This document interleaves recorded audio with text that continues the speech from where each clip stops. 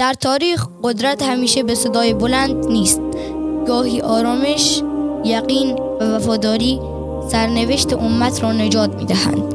و اگر اسلام روزهای سختی را پشت سر گذاشت، یکی از نام‌هایی که چون ستون این بنا را نگه داشت نام ابوبکر صدیق رضی الله عنه بود. مردی که ایمانش لرزیدنی نبود حتی وقتی همه چیز می‌لرزید. سلام و احترام به شما شنوندگان فرهیخته. من انس صدیق هستم و شما شنونده صدای آکادمی قلم تیوی هستید. در این پادکست با هم وارد روایت زندگی و سرنوشت نزدیکترین یار پیامبر اکرم صلی الله علیه و آله و سلم میشویم. مردی که اولین خلیفه اسلام شد، نه با شمشیر بلکه با یقین. اگر آماده اید با دل بشنوید. حضرت ابوبکر با نام عبدالله ابن عثمان ابن عامر معروف به ابوبکر در مکه و در خاندان بنی تیم قریش به دنیا آمد. او پیش از اسلام نیز به اخلاق نیک، صداقت، عقلانیت و پاکی شهرت داشت. هرگز بتی را سجده نکرد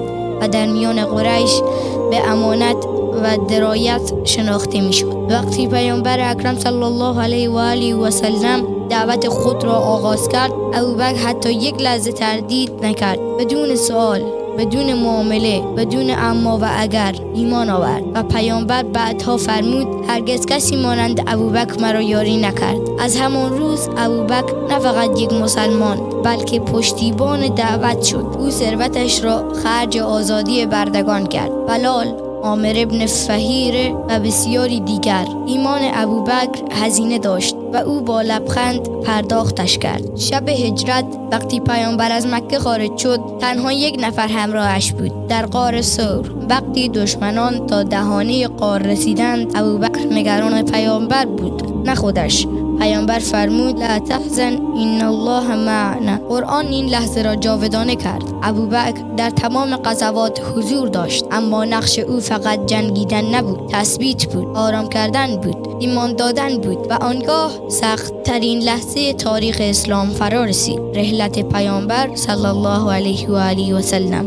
وقتی بسیاری شوکه شدند، حتی عمر ابن خطاب، این ابوبکر بود که ایستاد و گفت هر که محمد را میپرستید بداند محمد از دنیا رفته و هر که خدا را میپرستید خدا زنده و پایدار است. این جمله امت را از فروپاشی نجات داد. پس از آنجا ابوبکر به خلافت رسید. دورانش کوتاه بود اما سرنوشت ساز. او با قاطعیت جلوی مرتدان ایستاد، از زکات دفاع کرد و اجازه نداد دین تکه تکه شود. یکی از بزرگترین تصمیم‌های او آغاز جمع آوری قرآن بود، تصمیمی که آینده اسلام را تضمین کرد. او ساده‌زیست و پاسخگو بود و حتی هنگام مرگ گفت اگر در حق کسی کوتاهی کردم این اموال من را بگیرید. و سرانجام این مرد بزرگ در سکوت و آرامش از دنیا رفت و در کنار پیامبر خدا آرام گرفت. حضرت ابوبکر صدیق رضی الله عنه الگوی ایمانی است که تردید نمی‌شناسد. الگویی از رهبری که بر پایه یقین نه هیجان